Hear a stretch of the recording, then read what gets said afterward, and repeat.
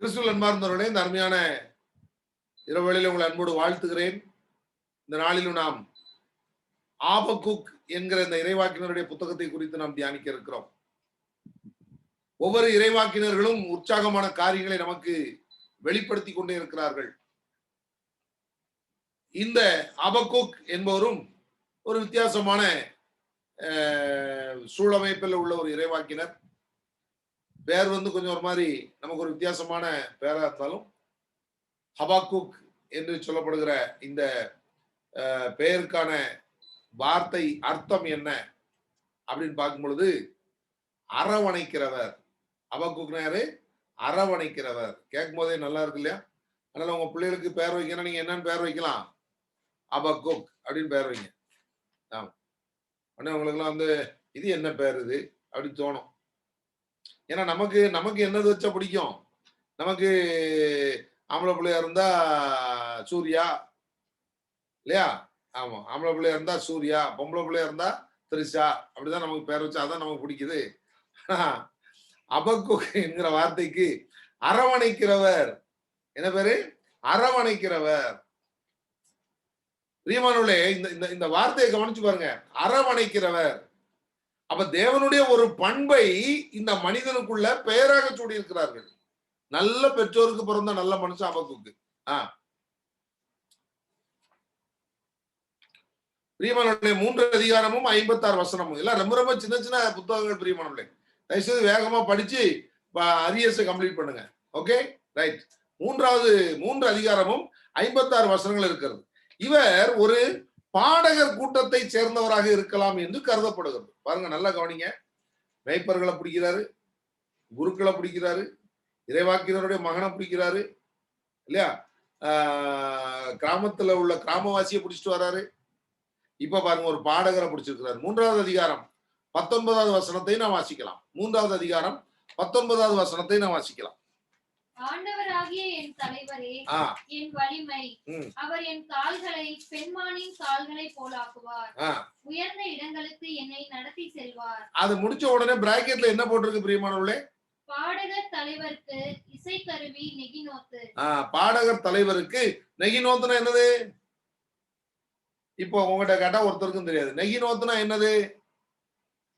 நரம்பியல் கருவிகள், stringed instruments, guitar, violin, வீணா, இதெல்லாம் என்னது? Stringed instruments. ரொம்ப முக்கியமானது பிரியமானவர்களே, ஸ்ட்ரிங்ட் இன்ஸ்ட்ருமெண்ட்ஸ். சரியா? ஆமா. இசைக்கருவிகளின் அரசி என்று அழைக்கப்படுகிற இசைக்கருவி எது? இசைக்கருவிகளின் அரசி, குயின் ஆஃப் மியூசிக்கல் இன்ஸ்ட்ருமெண்ட்ஸ் என்னது அப்படின்னு பாத்தீங்கன்னா வயலின். தெரிந்து கொள்ளுங்க, பொது அறிவு கேள்வி. சரியா? பிரியமானவர்களே, நல்லா தெரிந்து கொள்ளுங்க. இதுல கடைசியா பாத்தீங்கன்னா பாடகர் தலைவருக்கு இசைக்கருவி நெகினோத்து. அப்போ இந்த ஒரு ஆதாரத்தை வைத்து அபக்குக் என்பவர் ஒரு பாடகர் கூட்டத்தை சேர்ந்தவராக இருக்கலாம் என்று கருதப்படுகிறது. சோ இப்போ இதுல இருந்து நம்ம தெரிந்து கொள்ள வேண்டியது என்னன்னா, anybody will be used by God. யாரை வேண்டுமானாலும் ஆண்டவர் பயன்படுத்துவார். பிரியமானவர், நீங்க வரிசையா யோசிச்சு பாருங்க. யாரை வேண்டுமானாலும் ஆண்டவர் பயன்படுத்துவார். அந்த யாரை அப்படிங்கறதுல நாம எல்லாரும் வரோம். என்னைய பயன்படுத்துவாரு, உங்களை பயன்படுத்துவாரு, உங்க பிள்ளைகளை பயன்படுத்துவாரு, உங்க பக்கத்துல உள்ள யாரை வேணாலும் ஆண்டவர் நினைச்சுவாரு பயன்படுத்துவார். இதை மட்டும் நீங்க நல்லா புரிந்து கொள்ளணும். பாபிலோனுக்கு சிறைப்பிடிக்கப்பட்ட காலத்தில் முதல் தவணையில் யோயாக்கிம் காலத்தில் உள்ள தீர்க்கதரிசியாக இருக்கலாம். அதாவது பாபிலோனுக்கு சிறைப்பிடிக்கப்பட்டு போனது மொத்தம் எத்தனை தவணை? 3 தவணை. ஆமா, முதல் தவணையில அந்த அரசனை கொண்டு போறாங்க, யோயாக்கிம். சரியா? அடுத்த தவணையில யாரை கொண்டு போறாங்க? யோயாக்கின். அடுத்த தவணையில யாரை கொண்டு போறாங்க? செதேக்கியா. சரியா? 3 அரசர் காலத்துல. இதுல பாத்தீங்கன்னா இந்த முதல்ல புடிச்சிட்டு போனது யாரு அப்படின்னு பாத்தீங்கன்னா, யோயாக்கிம் அரசனோட சிறைப்பிடித்து கொண்டு போகப்பட்ட நபர்ல ஒருத்தர் தான் யாரு? அபக்குக். இந்த முதல் தவணையில ஏற்கனவே வேற யாரெல்லாம் போனா? ஒருத்தரையும் நான் பார்க்க முடியாதனால எல்லாம் தப்பிக்கிறீங்க பாருங்க. தானியேலும் அவருடைய நண்பர்களும் போனாங்க இல்லையா? தானியேலும் அவருடைய நண்பர்களும் போனாங்க. பிரியமானவர்களே, இந்த முதல்ல கொண்டு போன கூட்டத்துல யோயாக்கீம் அரசனோடும் தானியேலோடும் தானியேலுடைய நண்பர்களாகிய சாத்ராக் மேஷாக் ஆபேத்நேகோவோடும் இந்த அபக்குக் என்ன பண்ணாரு? பாபிலோனுக்கு சிறை பிடிக்கப்பட்டார். ரைட்.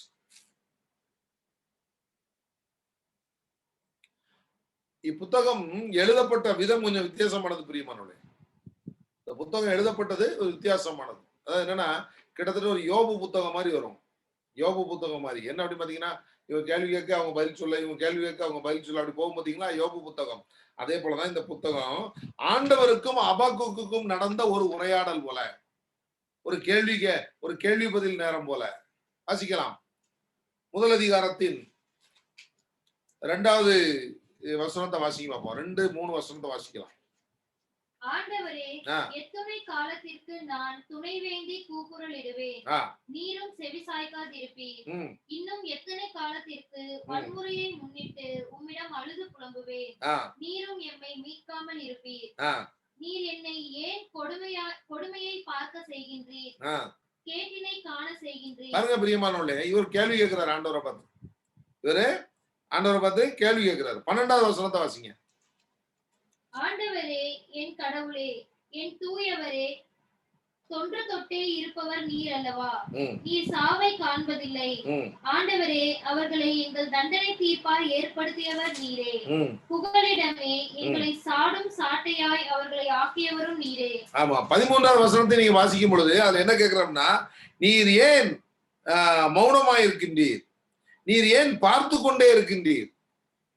நாமளும் கூட இதே மாதிரி கேட்போம்ல அப்படிமானே, எவ்வளவு நாளைக்கு தான் ஆண்டவரே நீர் ஒன்னும் பதில் சொல்லாம இருப்பாரு, கேட்கிறோம் இல்லையா? ஆமா, நிறைய நேரத்துல கேட்கும். அதே கேள்விதான் ஆபக்குக் கேட்கிறோம். நீர் ஏன் 17வது வசனம் வாசிங்க. அப்படியானால் அவர்கள் தங்கள் வலையில் இருப்பவற்றை ஓயாமல் வெளியே கொட்டி மக்களினங்களை இரக்கமின்றி இடைவிடாமல் கொன்று குவிக்கவும் வேண்டுமோ? நல்லா கவனிங்க, மறுபடி கேள்வி கேட்கிறது. அப்போ அபக்குக்கு என்ன பண்றாருன்னா, ஆண்டவர்கிட்ட அந்த புத்தகத்துல கேள்வியா கேட்கிறாரு. நாமளும் நிறைய நேரம் என்ன பண்றோம், கேள்வியா கேட்கிறோம் ஆண்டவர்கிட்ட. ஏன் ஆண்டவரே இன்னும் கண்ணை திறக்க மாட்டேங்கிறாரு? ஆண்டவரே, நான் சொல்றது உங்க காதுல உழலியா? இன்னும் எத்தனை நாளைக்கு தான் நான் இப்படி போராடணும்? இந்த வியாதியோடு நான் எத்தனை நாள் போராடணும்? இந்த கடன் தொல்லையோட நான் எத்தனை நாள் போராடணும்? இந்த குடிகார கணவனோட நான் எத்தனை நாள் போராடணும்? இந்த வாயாடி மனைவியோட நான் எத்தனை நாள் போராடணும்? ஆமா, கேள்வி கேட்டுக்கிட்டே இருக்கோம் இல்லையா? கேட்கிற கேள்விகளுக்கெல்லாம் ஆண்டவரு அருமையா பதில் சொல்லுவார் பாருங்க. Right, next.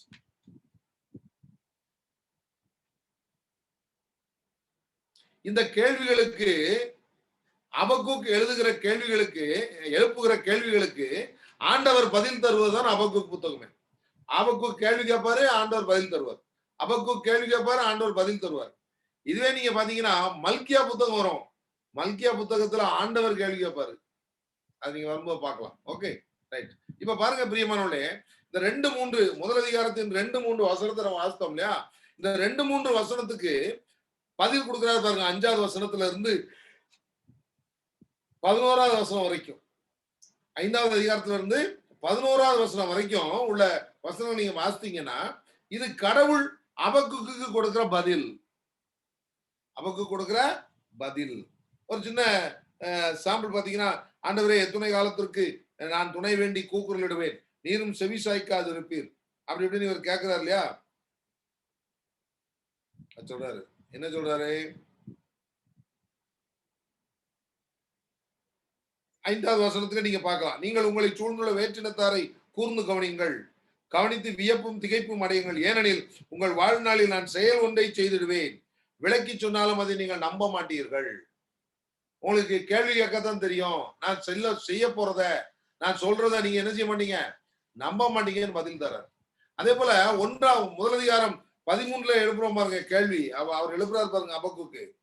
கயவர்களை பார்த்து கொண்டே இருக்கிறீர், ஏன் மௌனமா இருக்கிறீர்? அதுக்கு 2வது அதிகாரத்தின் 2வது வசனத்திலிருந்து 10வது வசனம் வரைக்கும் அவர் என்ன செய்றாரு, பதில் கொடுக்கிறார். பிரியமானவர்களே, நல்லா தெரிந்து கொள்ளுங்க, ஆண்டவர் ஒரு நாளும் கேள்விக்கு பதில் தராத தேவன் அல்ல. ஒரு நாளும் கேள்விக்கு பதில் தராத தேவன் அல்ல. மாறாக நம்மகிட்ட உள்ள வீக்னஸ் என்ன அப்படின்னா, அவர் தருகிற பதிலை நம்மால் புரிந்து கொள்ள முடியாது.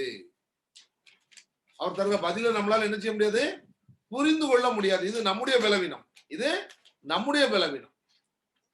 இன்னைக்கு வரைக்கும் நமக்கு கேள்வி கேட்கத்தான் தெரிந்ததே தவிர தேவன் தருகிற பதிலை நம்மால் புரிந்து கொள்ள முடியவில்லை. ஏன் புரிந்து கொள்ள முடியல தெரியுமா? அதுக்கு ஒரே ஒரு காரணம், ஆண்டவருடைய வசனத்தை நாம் வாசிக்காது. இப்ப அதுக்குதான் உங்களுக்கு இந்த பயிற்சி கிடைக்கிறது. பிரியமானவர்களே, ஆண்டவர் பதில் எப்படி தருவார் அப்படின்னு பாத்தீங்கன்னா, அவருடைய வசனத்தின் மூலமாகத்தான் தருவார். நீங்கள் எழுப்புகிற எல்லா கேள்விக்கும், உங்கள் உள்ளத்தில் எழுகிற நியாயமான கேள்விகளுக்கும் சரி, அல்லது உங்கள் உள்ளத்தில் எழுகிற நியாயமற்ற கேள்விகளுக்கும் சரி, அவருடைய பதில் வேத வசனத்தில் இருக்கிறது. ஆகவே வேத வசனத்தை நீங்கள் வாசித்தால்தான் தேவன் உங்களுக்கு பதில் தருவதை உங்களால் விளங்கி கொள்ள முடியும். இல்லாட்டி நானும் கேட்டு கேட்டு பாக்குறேன், ஆண்டவர் வாய துறக்கவே மாட்டேங்கிறாருன்னு 3வது பழியே ஆண்டவர் மேல தூக்கி போட்டுரும். அதனால நம்ம அடிக்கடி சொல்றோம், என்னைக்குதான் ஆண்டவர் பதில் தருவாரோ தெரியல, என்னைக்குதான் ஆண்டவர் பதில் தருவாரோ. ஆண்டவர் என்னைக்கோ பதில் தந்துட்டாரு. ஆனா அவர் தந்த பதில நாம என்ன செய்யல? புரிஞ்சுக்கல. பிரியமா, நாம அந்த பதில் என்ன செய்யல? புரிஞ்சுக்கல. அப்ப நல்லா தெரிந்து கொள்ளுங்க. இந்த அடுத்தது மட்டும், நம் கடவுள் நமக்கு பதில் கொடுக்கிற கடவுள். நம் கடவுள் நமக்கு பதில் கொடுக்கிற கடவுள். அப்ப நல்லா தெரிந்து கொள்ளணும் என்ன அப்படின்னா, நம்மளை யாரையும் அவர் என்ன பண்ண மாட்டாரு? அனாதையா அல்லது அப்படியே போன்னு சொல்லி என்ன செய்ய மாட்டாரு? விட்டுற மாட்டாரு. என்ன செய்யறாரு பாருங்க. 2வது அதிகாரத்தின் 4வது வசனத்தை வாசிக்கலாம். இதை நம்பாதவரோ உள்ளத்திலே நேர்மையற்றவராய் இருப்பர், நேர்மையுடையவரோ தம் நம்பிக்கையினால் வாழ்வடைவர். பிரியமானவர்களே, நல்லா தெரிந்து கொள்ளுங்க. நாம எழுப்புற வீணான கேள்விகளை நிறுத்திவிட்டு கடவுளை எந்த அளவிற்கு நம்ப முடியுமோ அந்த அளவிற்கு நாம் நம்ப வேண்டும். இந்த கடவுளை நம்புவதால் மட்டும்தான் நம்மளால பிழைக்க முடியும். அவரை நம்புறதுனால மட்டும்தான் நாம நம்முடைய பிரச்சனைகள்ல இருந்து வெளிவர முடியும், நம்முடைய போராட்டங்கள்ல இருந்து வெளிவர முடியும், நம்முடைய மன அழுத்தங்கள்ல இருந்து வெளியே வர முடியும். எதனால நமக்கு இந்த பிரச்சனைகள்ல இருந்து வெளியே வர முடியல அப்படின்னு சொன்னா, நாம கடவுளையும் நம்புறோம், அதே நேரத்துல நாசியில சுவாசம் உள்ள மனுஷனையும் நம்புறோம். இது ரெண்டையும் நாம நம்புறதுனால நம்முடைய நிலைமை பரிதாபமாக இருக்கிறது.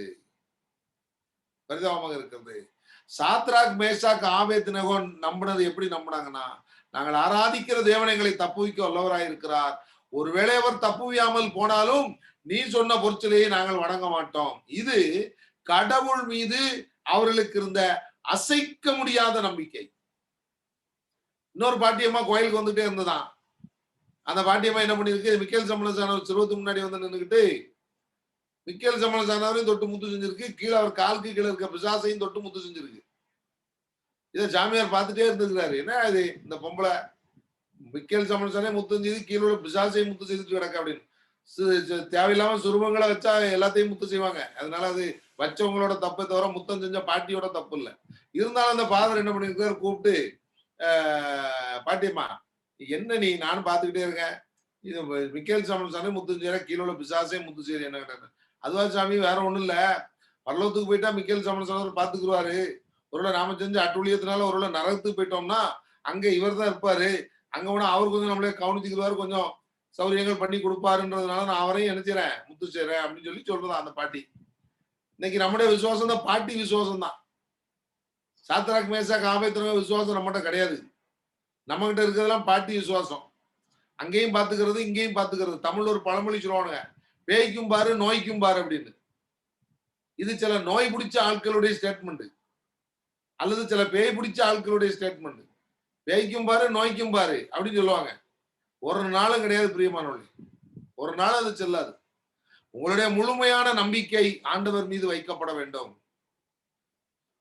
அந்த கடவுள் மீது வைக்கிற நம்பிக்கையில நீங்க ஏதாவது ஒரு லூப் ஹோல் போட்டீங்கன்னு வைங்க, ஆண்டவர் செயல்பட மாட்டார். ஆபிரகாமுக்கு அபிமெலேக்கு வந்து ஏராளமான செல்வங்களை கொடுப்பாரு.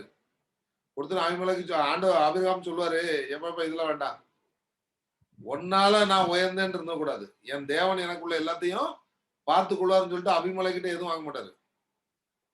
அப்படின்னா அவருக்கு வந்து செல்வம் வருதுன்னு உடனே அபிமெலேக்கு பக்கம் ஆபிரகாம் சாயல, ஆண்டவர் மேல ஸ்ட்ராங்கா இருந்தார். 100வது வயசுல புள்ள கிடைச்ச பிறகு அந்த பிள்ளைய ஆண்டவர் கேட்கிறாரு, கொண்டு போய் விரவுல அடிக்கிட்டாரு. நம்பிக்கை, ஆண்டவர் மீது வைத்திருந்த அசைக்க முடியாத நம்பிக்கை. சாத்ராக் மேஷாக் ஆபேத்நேகோ ஆண்டவர் மீது வைத்திருந்த அசைக்க முடியாத நம்பிக்கை இல்லையா? நல்லா கவனிங்க பிரியமானவர்களே. இன்றைக்கு நாம் பிரச்சனைகளிலே உழண்டு கொண்டிருப்பதற்கான காரணம், இந்த இணைப்பில் இருக்கிற உங்களுக்குள் இருக்கிற பிரச்சனைகள், உங்கள் குடும்பங்களில் இருக்கிற பிரச்சனைகள், உங்களுடைய அன்றாட வாழ்க்கையில நீங்கள் சந்தித்துக் கொண்டிருக்கிற பிரச்சனைகளுக்கு காரணம் என்னன்னா, உங்களுடைய 100% விசுவாசம் ஆண்டவர் மீது இல்லை. ஆனால் நீங்கள் எல்லோரும் விசுவாசிகள்.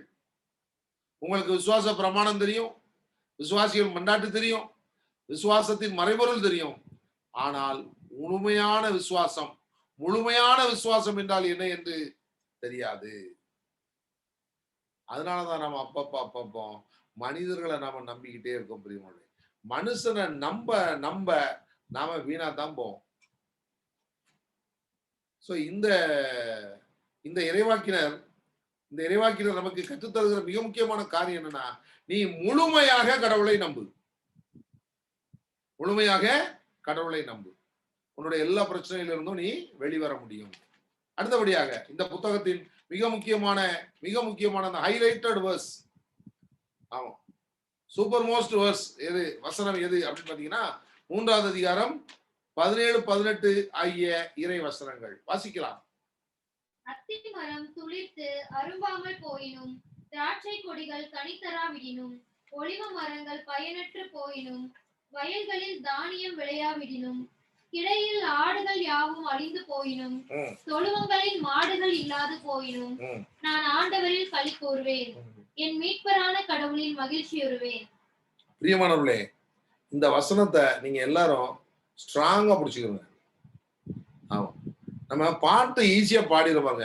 அத்திமரம் துளிர் விடாமல் போனாலும், திராட்சை செடி பலன் கொடாமல் போனாலும், கர்த்தருக்குள் மகிழ்ச்சியாய் இருப்பே,